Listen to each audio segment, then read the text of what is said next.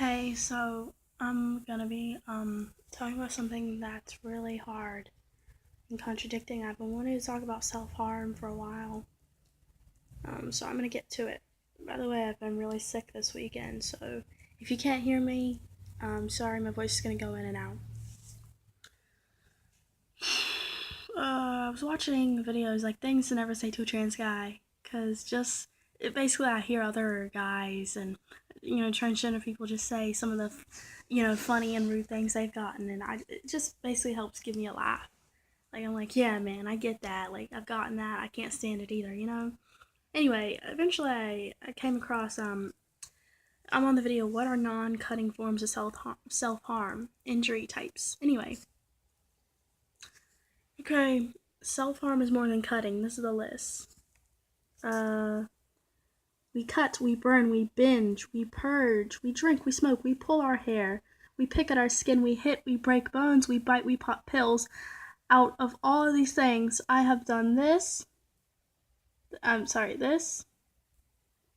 This I just actually consider as like I eat a lot, but I'm pretty sure it is some form of like depression, maybe. No, this, um, this. I've wanted to do this. This. Stupid computer. And this. Anyway, just self-harm. Burning themselves, I'm not gonna read all of it. You can read. Yeah, 9 here. There are 9. And I've done 6 of them. So, shit, what's 6 out of 9? It's like a third, really. No, I'm sorry, 2/3. What in the world? It's 2/3. I've done, it just, yeah, my hand and my arm before I have. I've thought about burning myself, so really that's 8. That's 8 out of 9. That's ridiculous. I've never carved anything into me, but well, actually, I've tried. So it just, yeah. Anyway, now um, reading that automatically, when I read that stuff, it's like there's this tiny little echoing in my head that's like, of sadness. It's like, oh, that's sad. That's pathetic. And I feel away because there's immediate empathy because, I would know. And there's like, like I said, there's like this voice of sadness, like of pity. Like I pity myself that I felt like this. It makes me sad. It makes me want to cry. But then there's not another tiny voice in my head. I know I talk about voices a lot, and I don't mean it in the way like I literally have like 72 different voices in my head. No, that's not what I mean. Anyway, at the same time, it's weird. Here's the contradiction. At the same time, when I'm feeling sad and I'm pitying myself, it's like, that feeling is real. Though,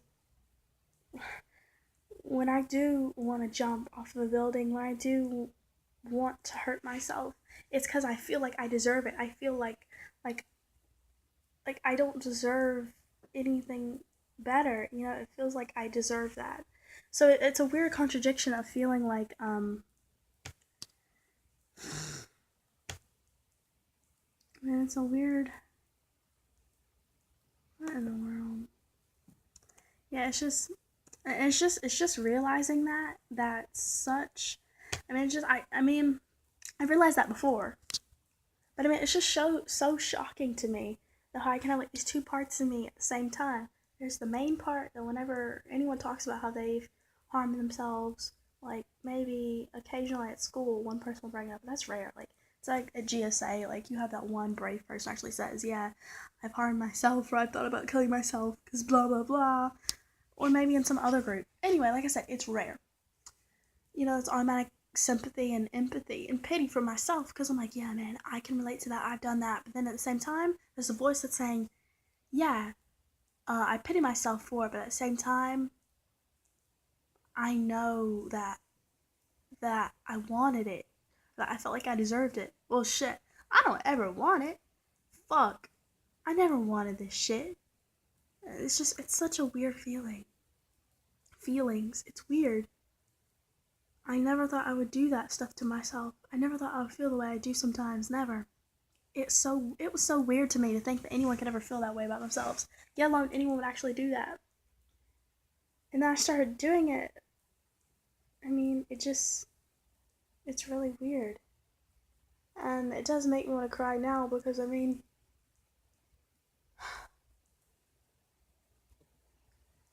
I didn't even know what it was called. I didn't know. I didn't know what I was doing. I just felt like it had to be done, you know? The very first time I remember doing it, I was in about, shit. Maybe about, hang on. I could have sworn, I remember, for some reason, I was in the car with my mom, and it was after another fucking stupid argument, like a year or two ago. I remember, I mean, the time that I'm talking about, it was like a year or two ago. I remember after a long, another stupid fucking argument, I was just sitting there in the car, looking out the window, trying to distance myself mentally from feeling how I was feeling worthless, feeling like, eventually, stemming from feeling worthless, I felt like just jumping out of the car. Like, I felt like that's what I deserved. Anyway, it's weird. Anyway, suddenly a memory struck in my head. A memory of myself when I was it seemed like I was in the 4th grade, about 9. I was hurting myself. But if right now I'm going to say the earliest memory, when I was in I'll say about 5th grade or so. Shit, I'll say 4th grade. I was 9, and, remember we had, well, I guess I should say 5th grade. I was 10. Maybe someone's like, see, you don't even know. But no, I know what I'm talking about, okay? Just specifics or, anyway. Remember, I just got finished being yelled at by my stepfather, ex-stepdad. He was basically like, well, stop crying! Just stop crying! He was shouting from another room. I was in my room, and they could hear me sobbing, I guess, and anyway, I guess I can talk about that more, but it was just that feeling of being limited, of suddenly, being told I had to limit myself, and I had to bottle myself up, and to make myself stop being heard crying, basically, I took my fingernails at the time, and I pressed them to my eyes, to my eyelids. Well, not really my eyelids, but, to my cheeks. And I just pressed hard. That was something I could do to distract myself from crying. I remember that. Because the more and more they heard me cry, the more and more upset. Or I should say he was getting upset. And I was scared because it sounded like he was ready to come in, He was yelling louder, and, I mean, I hate it when parents or whoever the fuck they are say, stop crying before I give you something to cry about. Obviously, the person's already upset, or the kid, or whatever. I would assume it's a kid. They already have these feelings that's just coming out of them that they're trying to get out. And then when you tell them to stop, you're telling them to hold and to bundle their feelings. That's keeping in, that's suppressing it. I mean, eventually, it has to come out somehow, So I got a lot of that when I was a kid, especially from my ex-stepdad, because he always yelled, and I was scared. I was scared of him. So anyway, I remember doing that, and pressing my nails into my cheeks as hard as I could. That made me stop crying even more. And inside my head, I was like, there was like, I was saying to myself, inside my head when I was doing it, I was like, yeah, just shut up right now, just shut up and take this pain, don't cry, don't look weak, stop fucking crying, stop being weak. That's exactly how it was in my head. Maybe not the F word, but I was like, stop being weak, stop crying. That's exactly how it was. And it's messed up because if my mom, if she had heard anything like that, now or then, she would say that was TV, that was some TV show, but no, or the radio. She would say any other fucking excuse besides what I would tell her, besides the truth, and that is no, Mom, that came from me. I didn't hear it from any show or any talk show on the radio. I didn't hear it from school. That came from me. I didn't even know what it was called. I didn't even know what I was doing. I partially knew why I was doing it, but I knew at the time I didn't even understand it. because, I knew it was wrong. I knew I wasn't really supposed to be doing it, but anyway, it helped. And that's just like the youngest time I remember. And anyway, I mean, I'm not saying from then on I always did it, but I did it sometimes, tell myself stop crying. During arguments with my mom in the car, I would bite my lip really, really hard, bite down on my lip. Or I would be pinching my skin really, really hard. When she made me feel small, when she would interrupt me and tell me to be quiet, I mean, that was my way of coping. And it's sick. It's sick. And I remember I would scratch my legs, I would scratch my arm, just dig my nails into my arm, because I would be trapped in a car with my mom just yelling at me or lecturing me about something, and I couldn't interrupt, aka I couldn't say my feelings, I couldn't get out anything, so what else is there to do? That was my way of coping. I was stuck, literally stuck in this bubble, in this thing. There's no way to get out. I couldn't get out of a moving car. And suddenly I'm being yelled at for something that's not even my fault, for something that I didn't even mean to be yelled at, so anyway, blah blah blah. And it was kind of the same with my stepdad at the time when he still lived with us. If I cried or if he heard me crying, I would hear, "Stop crying! Hey, you better stop that crying!" And I would hear that. Again, I'm being limited. I mean, after getting a whooping or whatever, I remember I would still be sobbing, and I would be like, that's me trying to stop myself from crying, but it's like, you couldn't, because you're still, I guess, hyperventilating. You're trying to breathe. You're trying to breathe, you're trying to, like, when you're doing, you see little kids doing that sometimes when they're crying. That was my way. I was trying to turn this into this to bigger breaths to calm myself down. But anyway, it wasn't even me, it's your body. Your body is just so, I guess, frazzled, whatever. It was hard to control my breathing. Therefore, you could hear my sobbing. Anyway, his shouting and stuff, that scared me and I would hear his footsteps getting closer and closer, which meant he was coming back. And that meant more of a beating, most likely. And again, I was being beat for something that, why are you gonna whoop your kid, hit your kid even more because of them crying? Because they won't stop crying. I mean, they just got hurt. You were just hurting them. I don't understand that. I don't understand it. But anyway, I mean, I guess I want to talk about the contradictories of that. Self-harm. I mean, it's really weird to pity myself at the same time. I'm taken back to that place where I don't pity myself at all. And there's times where I do just wanna stop being a burden, when I feel like I'm worthless, when I feel like I'm just bleh, I don't pity myself. All that pity goes away, and I really feel it. It's so intense. I feel like I deserve this. Like I'm nothing. Other times when I skim by that suicidal line, or that, I'm so desperate and worthless. When I skim past that line of myself, and believe me, that line, it lies somewhere within my mind, somewhere within my conscience. Sometimes I'm able to touch it, I'm able to bring it up. Not that I want to, but other times I just can't. And it's weird. I mean, it's always there. It is that line of hopelessness, of depression. That's mainly the word. It is always there. Even when I'm smiling at school, even when I'm making jokes and see how easy it is to cry, even when I'm smiling at school. This is a freshman year too. People see me walking around, they think I'm so nice and everything, but they say I'm so funny and I'm so nice and I'm so smart, and they say I'm so beautiful, and I mean, it doesn't mean anything. That doesn't mean anything.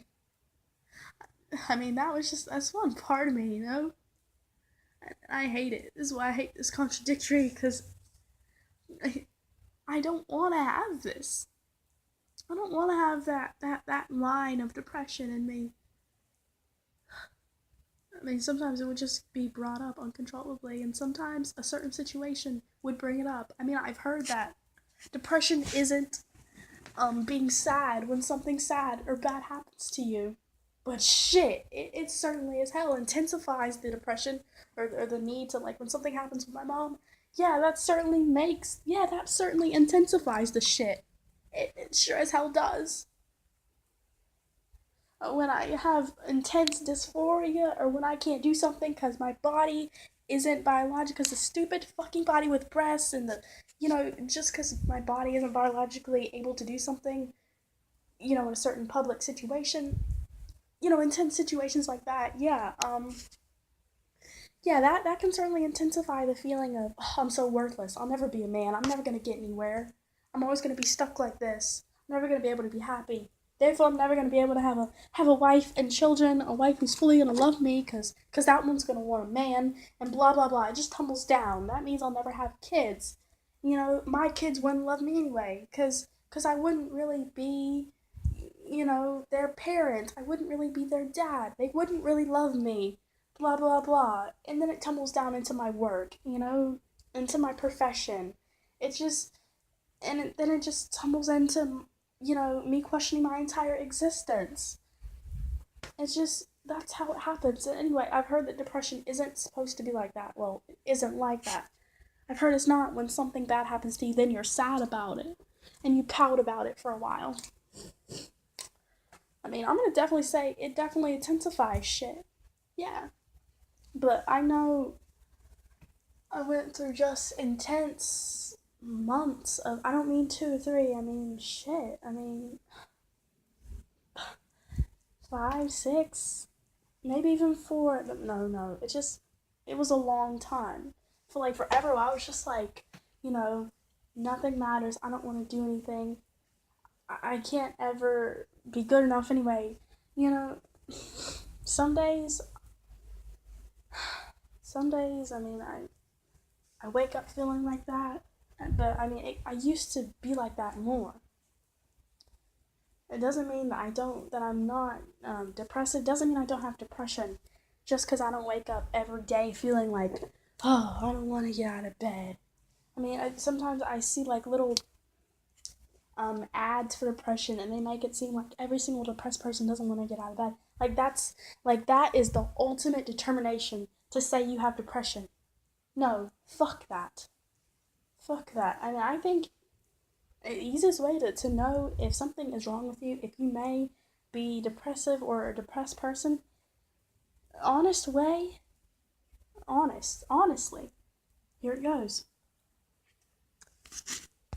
is when your sad days, your sad ways, your ways of sadness really impact your life, when they get in the way of things, when they stop you from doing things, when they stop you from eating, when they stop you from wanting to go out with your friends, when they stop you from wanting to play your fucking guitar, play anything, write any songs. They just feel like you'll have a good day at school, at college, or, at your intern, ships, whatever, at your career. When it gets in the way of your life, of your actual life, of things you want to do, things you want to be, I mean, I think that's the real way that you can know that, yeah, you may have depression. Not when you can't get out of bed some mornings. Not when it's like everything you see is gray. And depression isn't even always you want to hurt yourself all the time.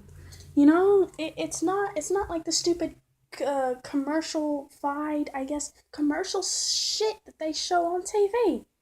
Like, I used to think that I was okay.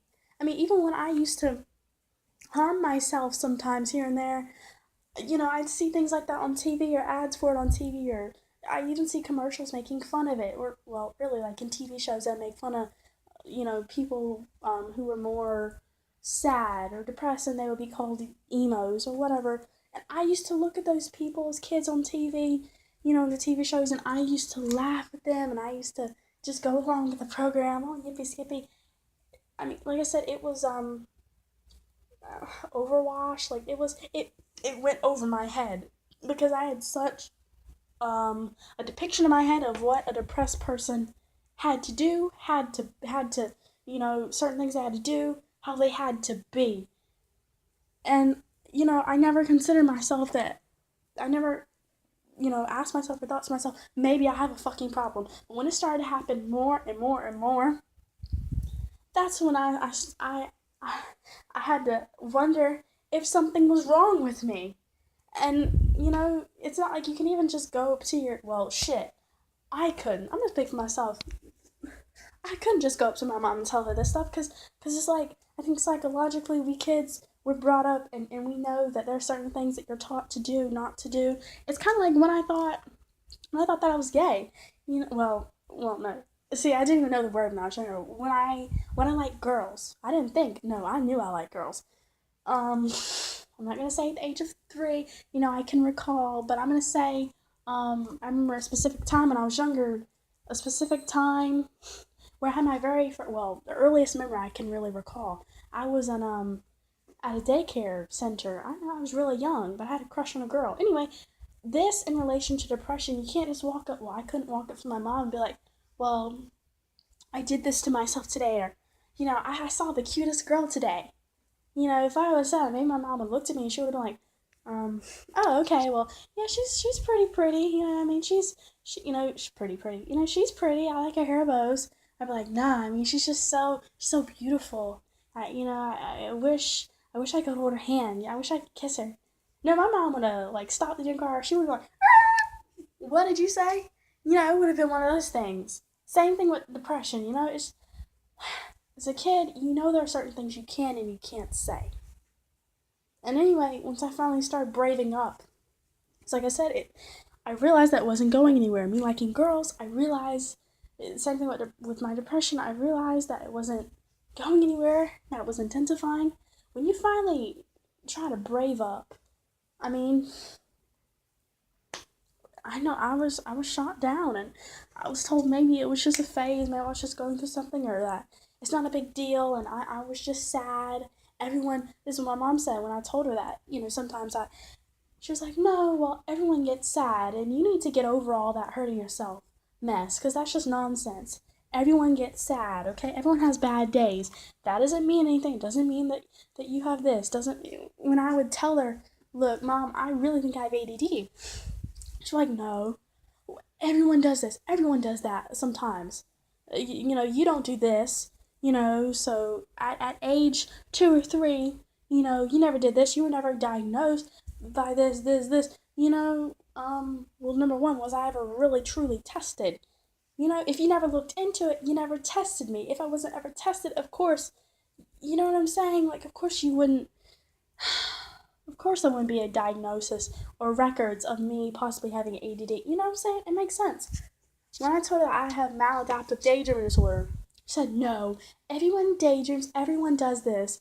The very first time, she didn't even stay in here. She was like, okay, you know what? You have everything. And it's just ridiculous. You're always coming up with stuff for yourself, and you just, don't even bother with that mess. She walked right past me, got what she wanted from the kitchen, walked out. I was like, no, but Mom, I was trying to tell her. I was on the ground, my laptop, I was trying to show her a video, and it was of a chick. She was explaining how, MDD, maladaptive daydreaming disorder, is for her. I was going to say, no, Mom, this is exactly how it is. This is exactly what I do. For all day, I can daydream. This is over the summer, so obviously I less to do, anyway.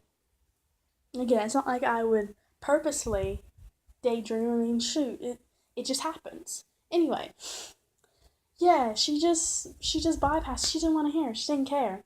But that's another thing. You have to realize the environment that you're in. And anyway, I've talked about a lot of stuff, but I used to think that I could tell my mom anything, but, as soon as you start trying to, and it's something they don't want to hear, well, I was told to be quiet, and that it was nonsense. I didn't know what I was talking about. I was probably dreaming what I was talking about or something. was told to let it go. Told to just stop.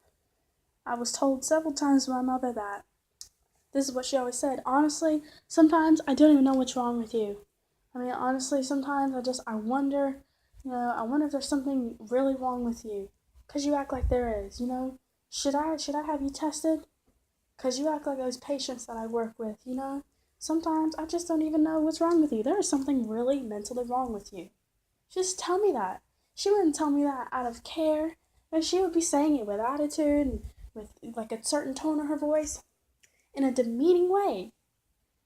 It's just, I mean, yeah, so again, you have to remember the environment that you're in, but this video is way too damn long. I wanted to be like maybe 5 minutes, maybe 9, but it's fucking, almost 30 minutes, so yeah, you got to see me cry like 3-4 times, but I just want to point out, because it's important, the self-harm stuff. There's the underlying layer. Even, when I'm smiling and when I'm happy, when I seem okay, I mean, there's always the underlying layer. There's always that other part of me. And then beneath that layer, beneath that hopeless layer, just because you're depressed doesn't mean you always want to hurt yourself, but even underneath that depressive layer, there's a side of me that gets to the point where I do want to jump off a building. When I'm in complete despair, when I feel like I wanna, or like I need, or like I deserve to be hurt in some way. Whether it's by fucking pinching my skin, or headbanging, pulling out my hair. This stuff happens mostly when I feel stuck. There's nothing I can do. Like when I would be in the car with my mom, there's nowhere I could go. There's no way I could really physically act out. I couldn't run. Like I said, we were in a moving car. I couldn't, you hear things like, okay, well, if you're ever upset, just listen to music or go for a jog or whatever, write an angry letter. If you're in the car, there's no way to go out for a jog. Like I said, you're stuck. So I had to do something to cope with how things were starting to stir in here. And in here. I literally say that. I'm not trying to copy Tarzan when I say that, really. Like, it's like I felt my adrenaline, everything just stirring, just building, and everything in my head just swirling. And, when I would be in that car stuck with her yelling at me, lecturing me, other memories of other times would just slam into my head, and even though I would try to reject them, something else would come. Or that same memory would keep coming back. Other nasty, ugly things that she had said before kept coming back to me. And in the end, what do you have? You have just like this big explosion of a burden and of worthlessness. And anyway, and when you're stuck somewhere, what do you do about those feelings? I mean, I would sit there, I'd be pinching my skin, she wouldn't even know. I'd be biting my lip, my bottom lip. I'll be like, biting my bottom lip as hard as I could. Pinching my skin, grabbing my hair, pulling my hair, distracting myself. It's just coping methods. It's shitty, man. But what else can you do? Grew up an only child. I mean, it was only me like that, too. Anyway, it's way too fucking long, so thanks for watching my self-harm thing.